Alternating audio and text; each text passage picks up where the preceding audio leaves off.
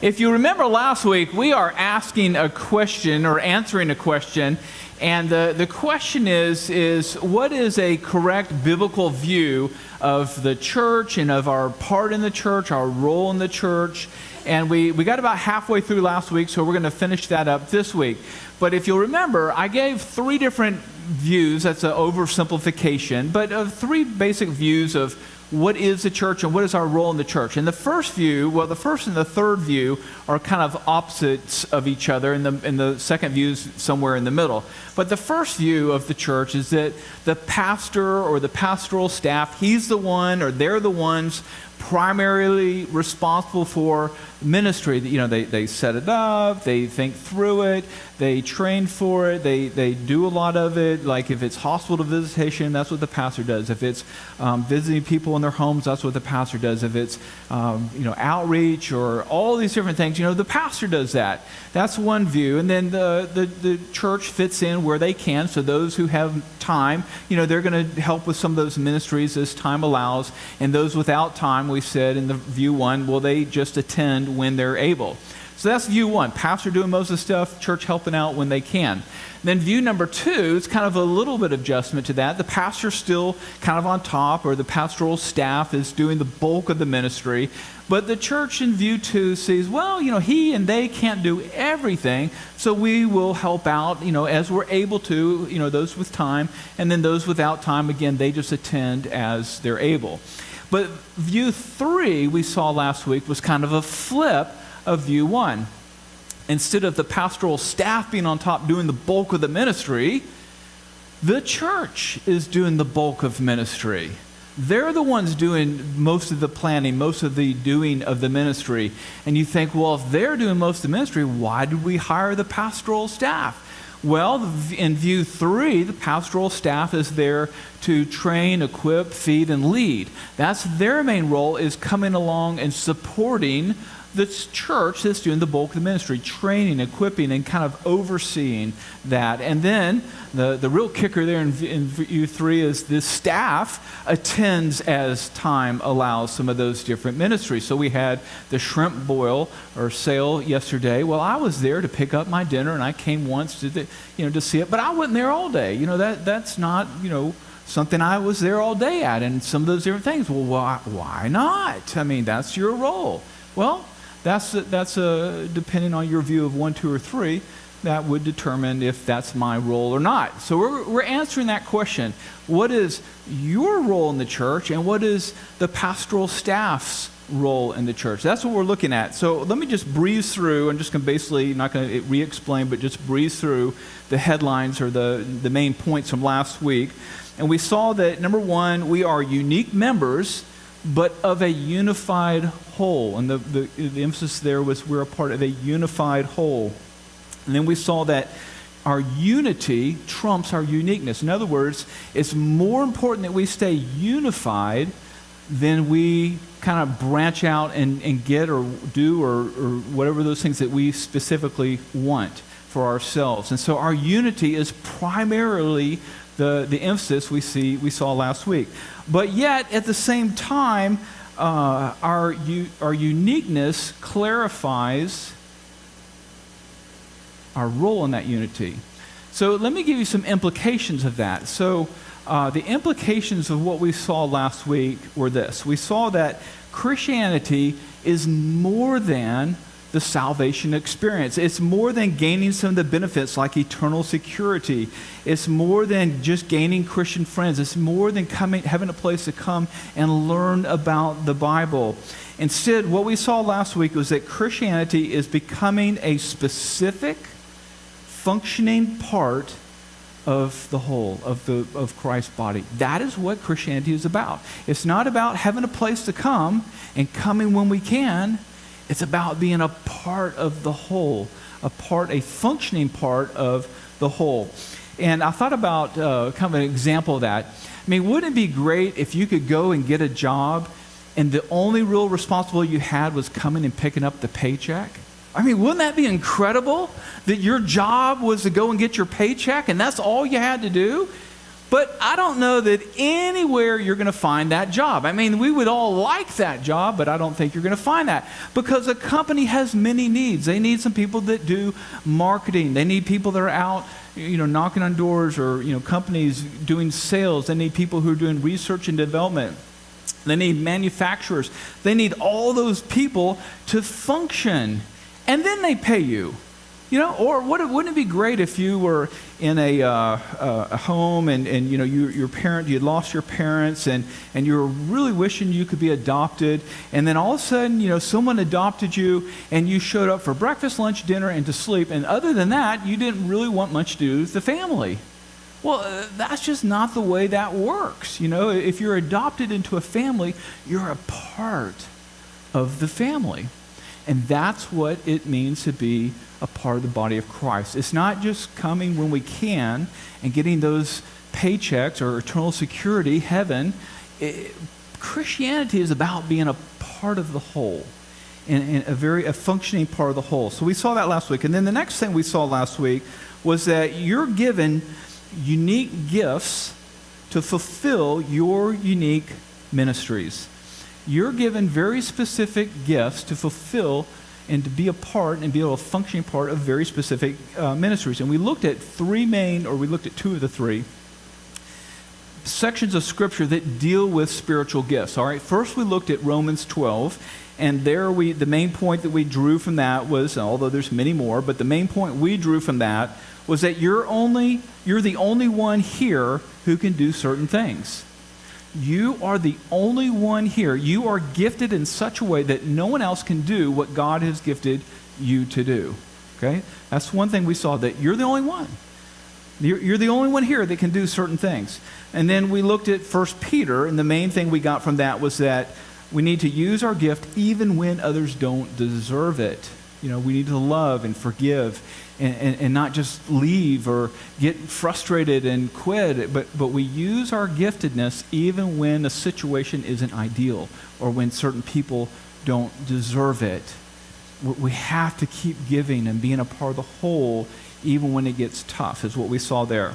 And then moving into 1 Corinthians 12, our stuff that's new for today, the main thing, and I just read these last week, but the main thing that I want you to get from this section is this. If you choose not to use your gift, a few things happen.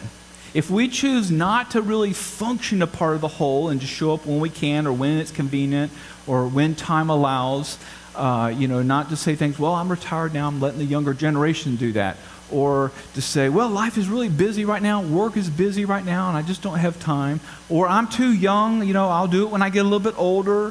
Or, we have all, thinking about this, there's a reason for every phase of life not to get involved, not to use our gift. Every phase has it. So when you're young, you're too young. You're not experienced enough. You don't know enough. When you're, retired, well, my aches and, pains, and I can't see well, I can't hear well, and all that. And there's a reason almost every phase of life not to get involved. And I've found that some people use those reasons and some people don't use those reasons all through life.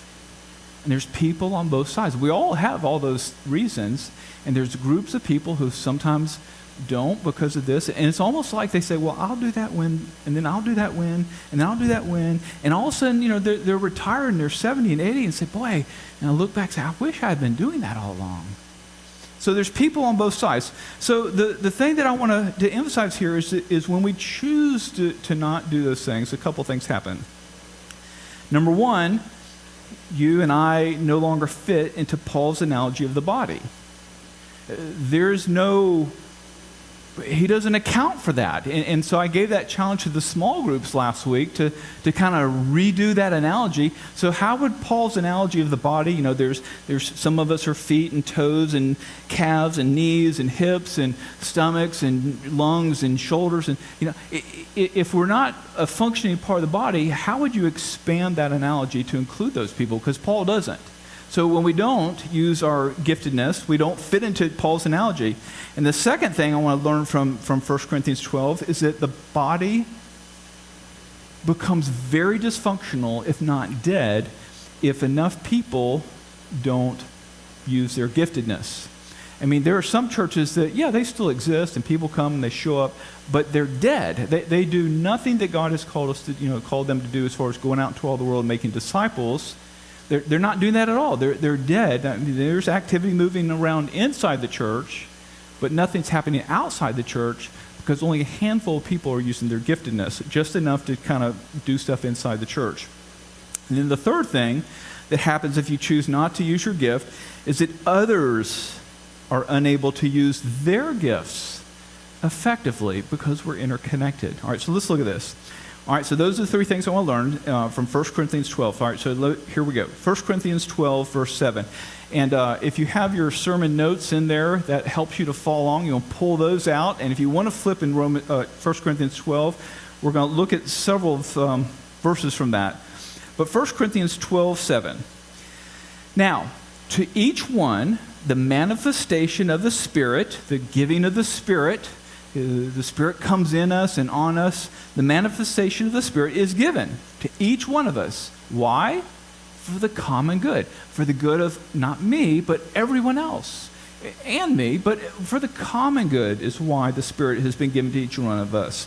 Why we're getting certain gifts. It says, to one person, there is given through the Spirit the message of wisdom. To another, the message of knowledge by means of that same Spirit. To another, faith by that same Spirit.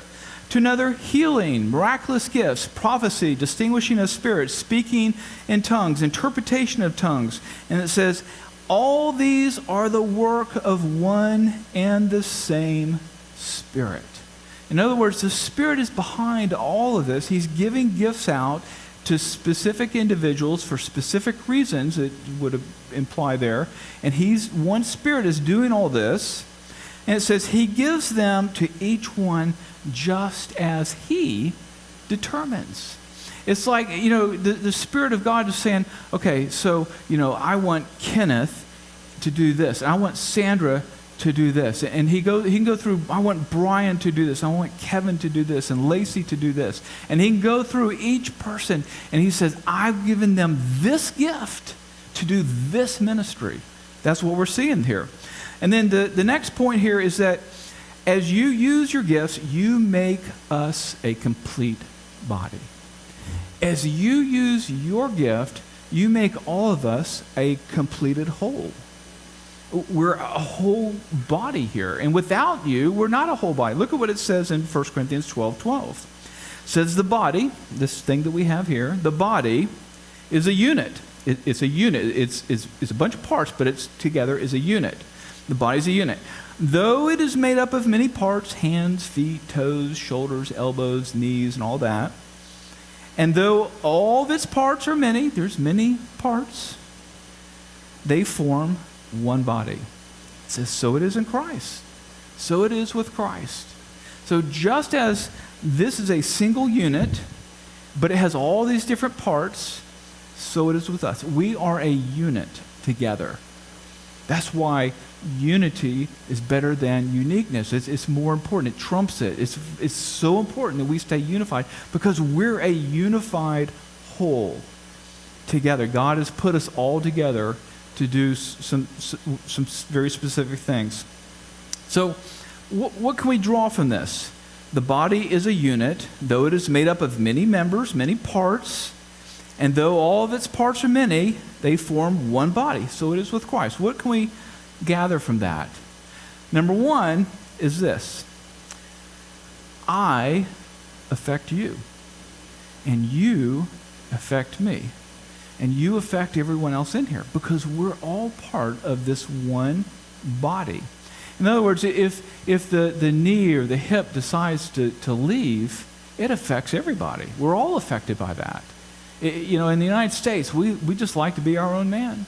We like to be our own woman. Don't tell me what to do. I'm my own person. I do what I want to do.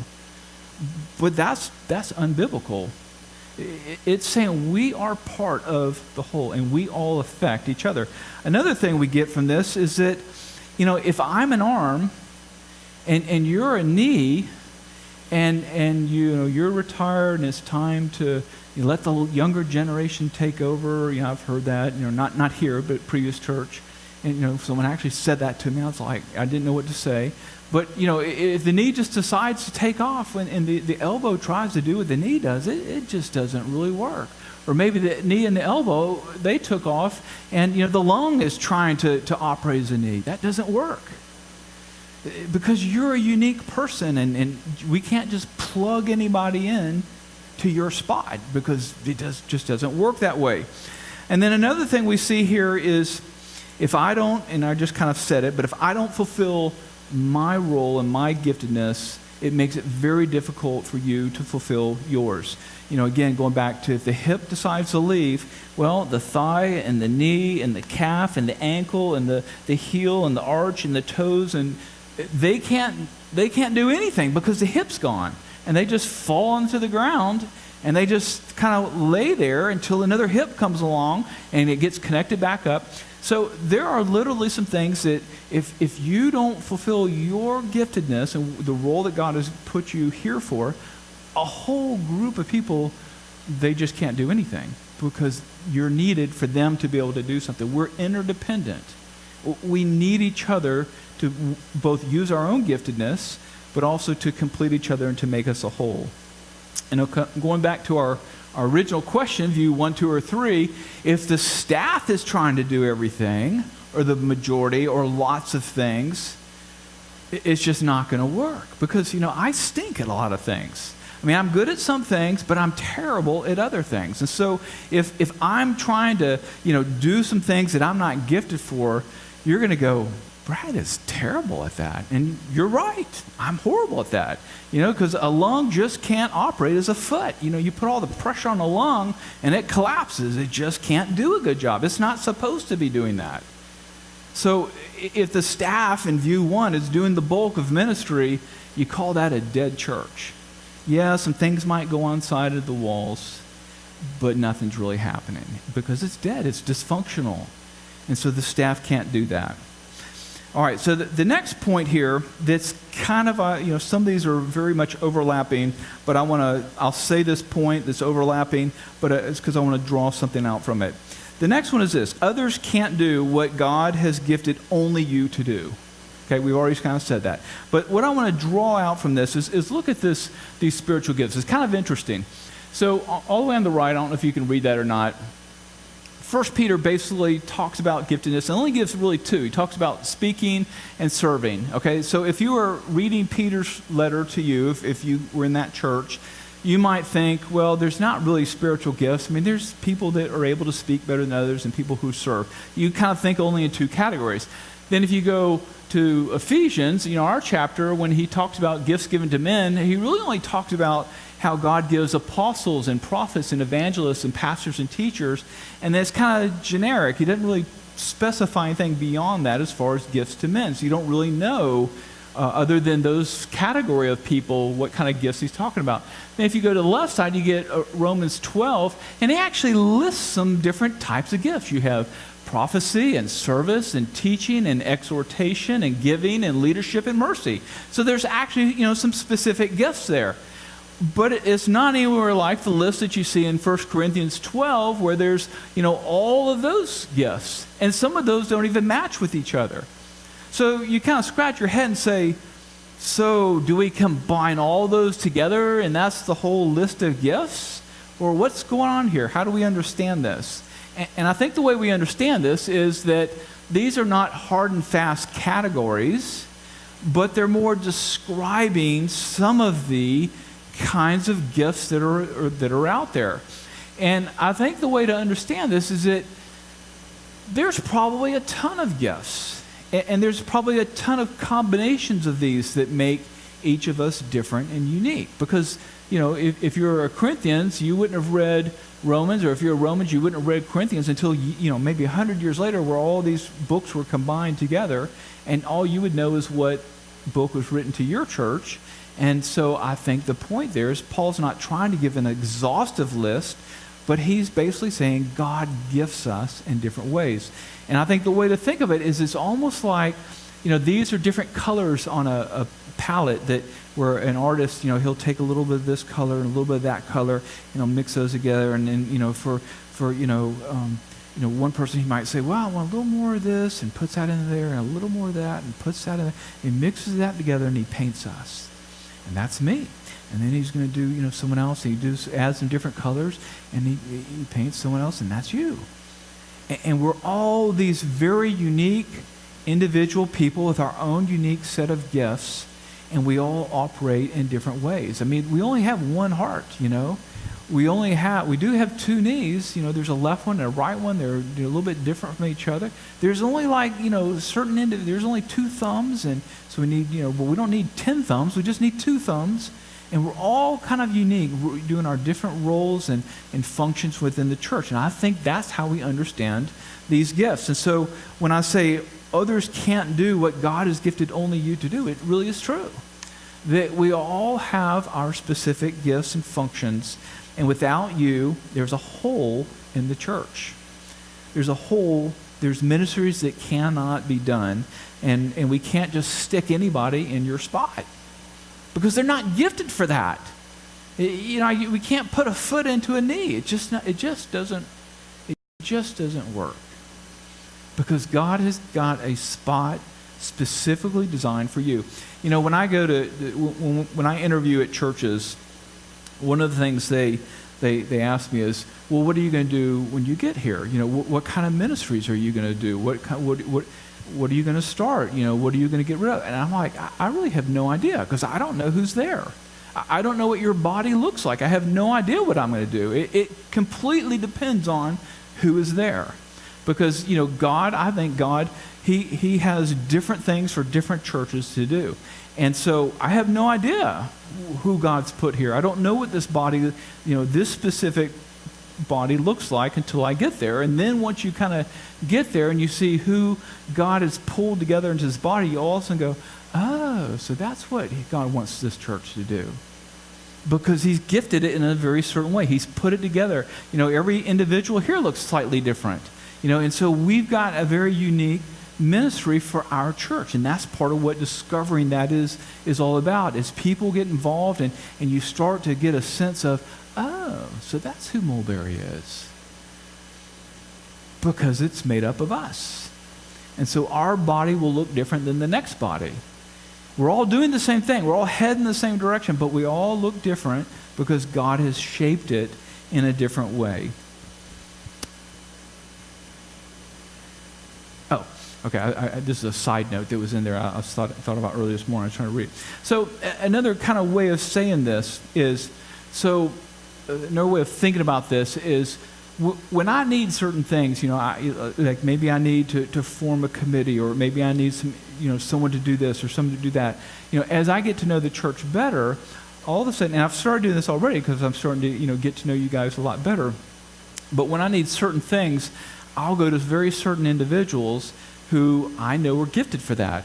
And, if I need, this done or that done, well, I'll go to two different people. Why? Because God has gifted one person to do this, and He's gifted someone else to do that. And it's like, as you learn the body, you start to know, if I ask this person to do that, it's not going to work. It's just not, it's going to fall apart. But if I ask that person to do that, whoo, it's going to be great. It's incredible, because they're gifted for that. You see? So you see how this all works together?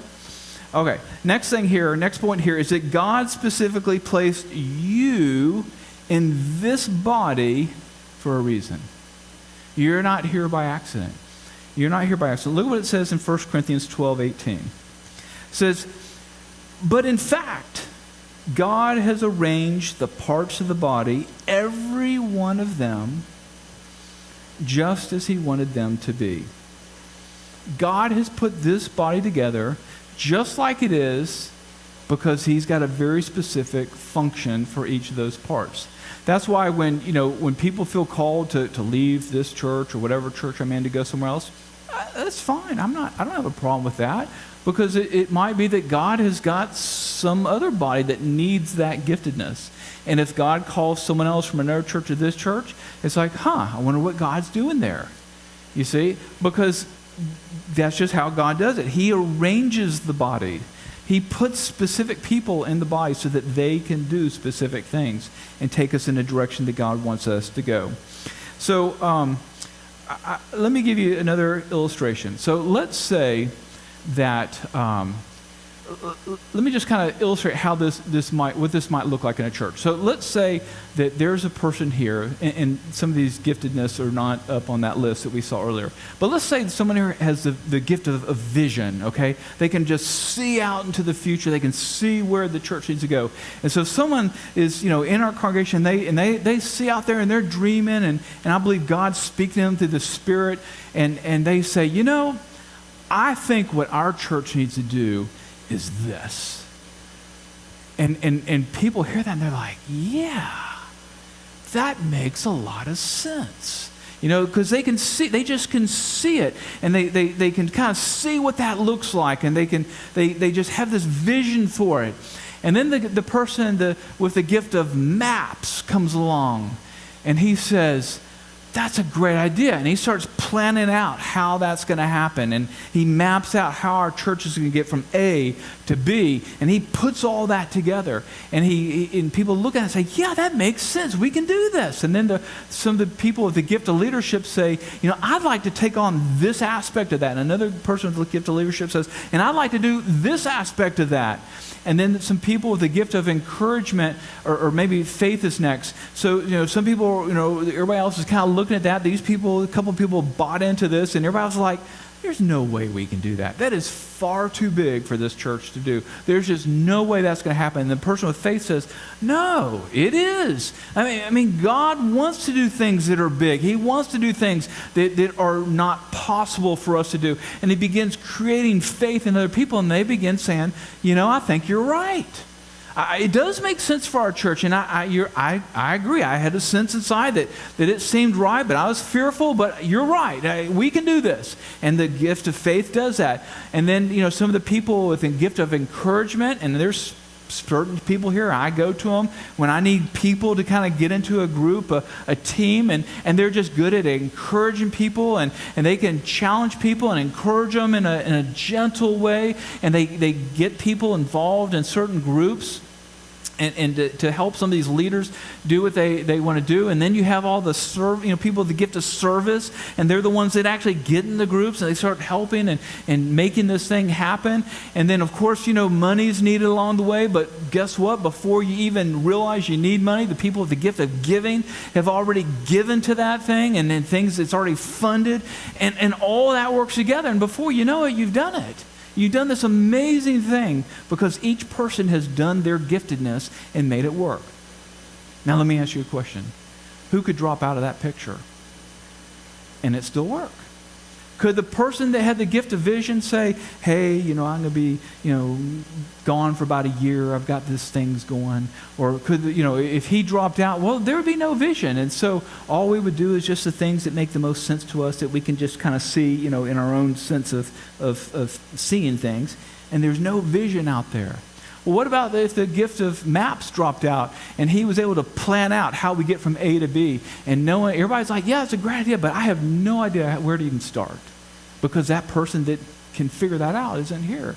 Or what about the person with faith? Everybody thinks it's a great idea, but they're just scared. It's just too big. Maybe next year. Let's do it next year is what often happens. Or what about the gift of encouragement? There's no one to really get teams together and no one to unify that people person that's able to just kind of put those teams, or leaders that are really going to just, I'm going to own this, and I'm going to make this my ministry. I'm going to make this aspect of it work. Or the gift of giving. Now, I'm not saying that we don't, everybody gives. We all have to give, but there's special people that can just give beyond the norm to make special things happen. Who can drop out? No one. No one can drop out.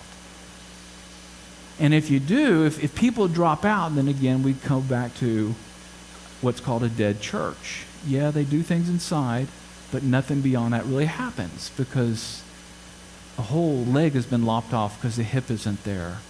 Or a whole arm is lopped off because the shoulder isn't there. Or maybe both arms and both legs are lopped off, and you just have little functioning parts. So see, it's impossible without the whole body working together. And so that's what God calls us to. That's what God calls us to, is to be a part of that. And so that works like that. There's no saying, I'm too young, I'm too old, I'm retired, I'm busy. I just don't have time to do that.